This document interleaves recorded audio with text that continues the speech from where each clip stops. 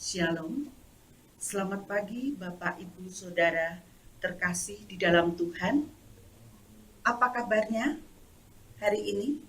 Sehat dan penuh sukacita? Puji Tuhan. Pada kesempatan kali ini, saya, Bu Noni, boleh bersama Bapak Ibu Saudara dalam acara Pagi Menyapa. Sebelum kita memulai aktivitas kita pada pagi hari ini, marilah kita berhenti sejenak untuk bersama-sama merenungkan firman Tuhan. Sebelum kita memulai, mari terlebih dahulu kita berdoa. Saya hantarkan. Allah yang kami sembah, di dalam nama Tuhan Yesus Kristus, terima kasih atas anugerah serta penyertaan-Mu, sehingga kami boleh bangun menikmati hari baru pemberian-Mu, menghirup udara pagi ini dalam keadaan sehat. Sebentar lagi kami akan merenungkan kebenaran firman-Mu.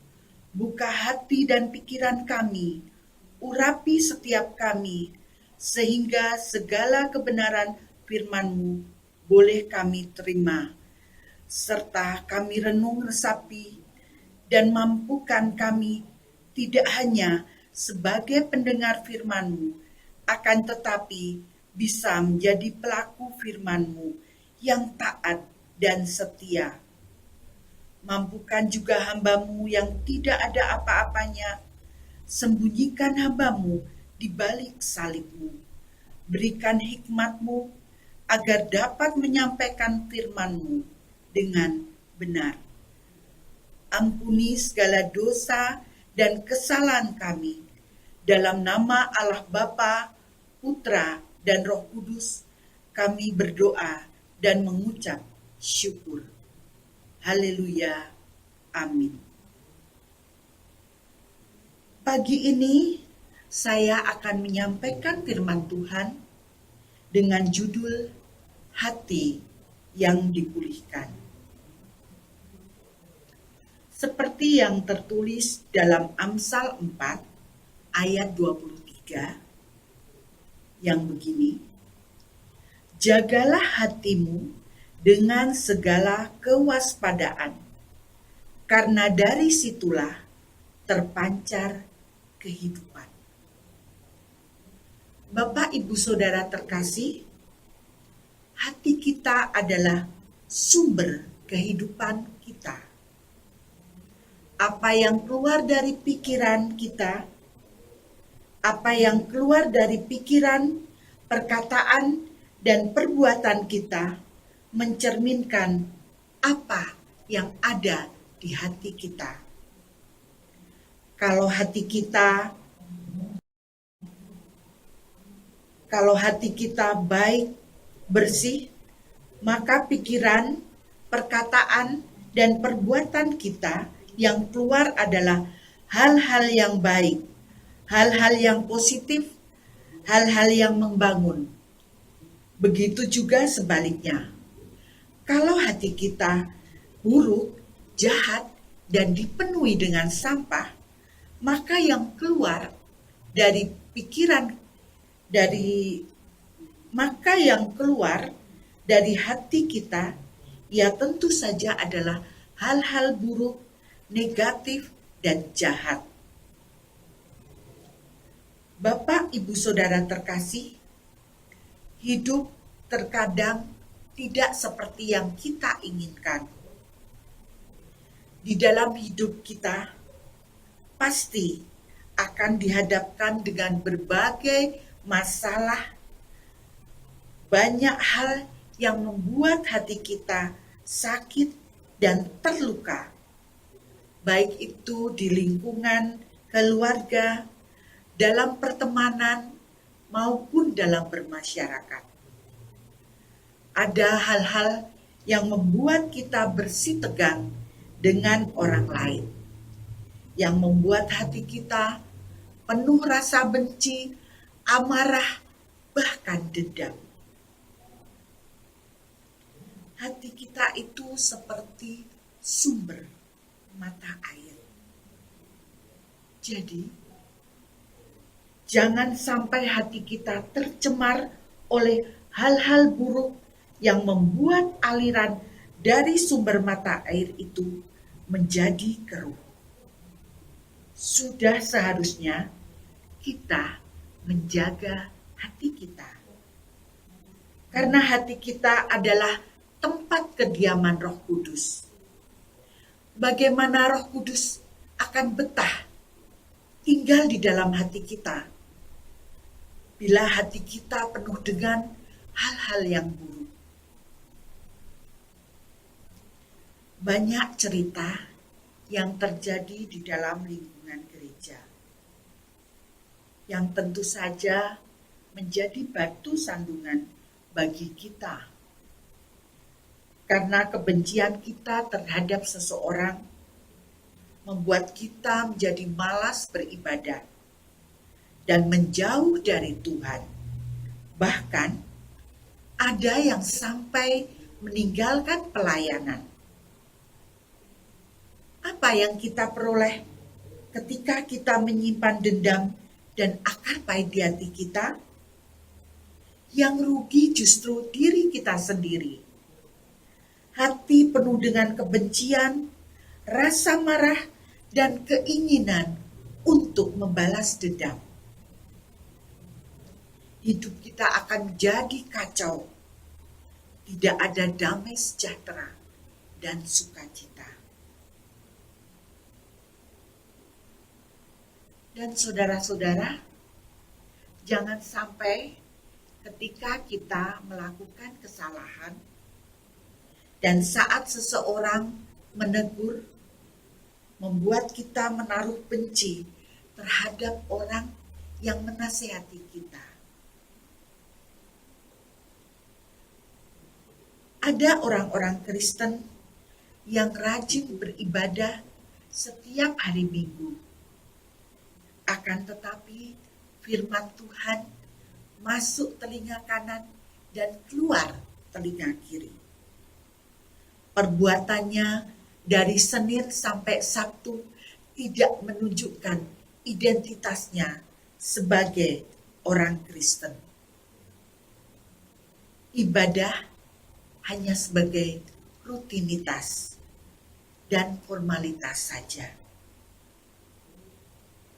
Mari miliki hati yang mau diajar, yang mau dengar-dengaran apa kata Tuhan. Seperti yang ada di dalam Yakobus 1 ayat 21. Sebab itu, buanglah segala sesuatu yang kotor dan kejahatan yang begitu banyak, dan terimalah dengan lemah lembut firman yang tertanam di hatimu yang berkuasa menyelamatkan jiwamu. Jangan hanya karena takut dihakimi orang lain, bahkan mungkin takut masuk neraka, membuat kita menjadi orang-orang yang munafik. Sudah seharusnya perbuatan baik yang kita lakukan karena memang kita tidak ingin mendukakan hati Tuhan. Pertobatan adalah kunci untuk mengalami pemulihan hati dari Tuhan. Pertobatan sejati bukanlah pertobatan yang penuh kepura-puraan, bukan penyesalan yang hanya di bibir saja, melainkan harus benar-benar memberikan tindakan yang nyata. Ketika hati kita rindu untuk dipulihkan, kita harus berjuang keras dengan merendahkan diri serendah-rendahnya, berdoa dengan sungguh-sungguh, dan mencari wajahnya, berbalik dari jalan-jalan yang jahat, tak lagi hidup dalam dosa dan menjadi manusia baru.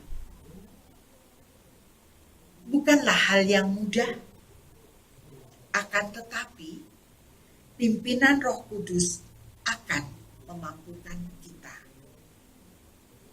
Seperti yang tertulis dalam Roma 8 ayat 9. Tetapi kamu tidak hidup dalam daging, melainkan dalam roh.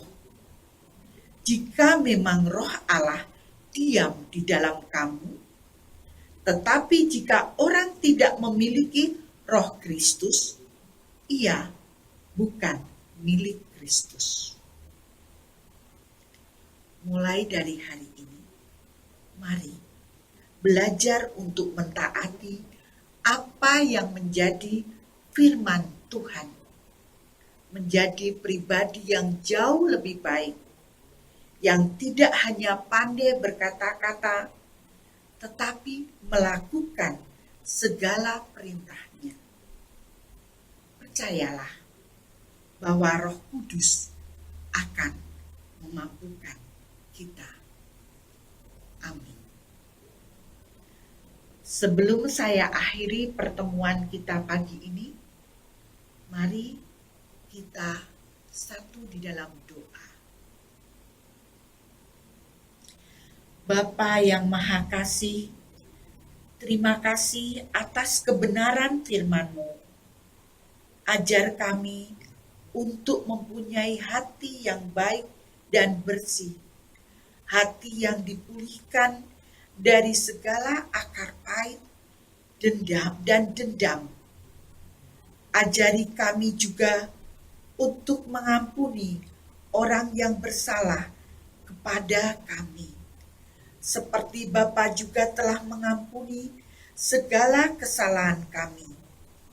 Pimpin kami untuk melewati hari ini.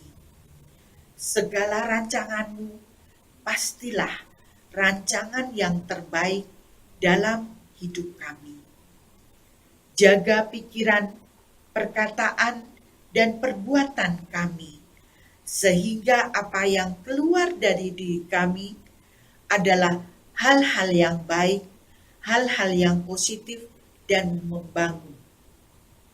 Sebentar lagi kami akan melaksanakan rutinitas kami pagi hingga sore nanti. Sertailah kami, jaga kami dari hal-hal yang tidak berkenan. Beri kemudahan dan kelancaran apa yang kami kerjakan. Berikan kesembuhan pada saudara-saudara kami yang sakit. Berikan penghiburan bagi yang sedih. Berikan kekuatan bagi yang tengah berbeban berat. Tarik kembali bagi yang undur dari hadapan-Mu. Ampunilah segala dosa, kesalahan kami. Doa yang jauh dari sempurna hanya kami panjatkan dalam nama Putra-Mu yang tunggal, Tuhan kami, Yesus Kristus. Haleluya. Amin. Demikian renungan pagi menyapa pada pagi hari ini. Terima kasih. Sampai bertemu kembali. Selamat beraktivitas.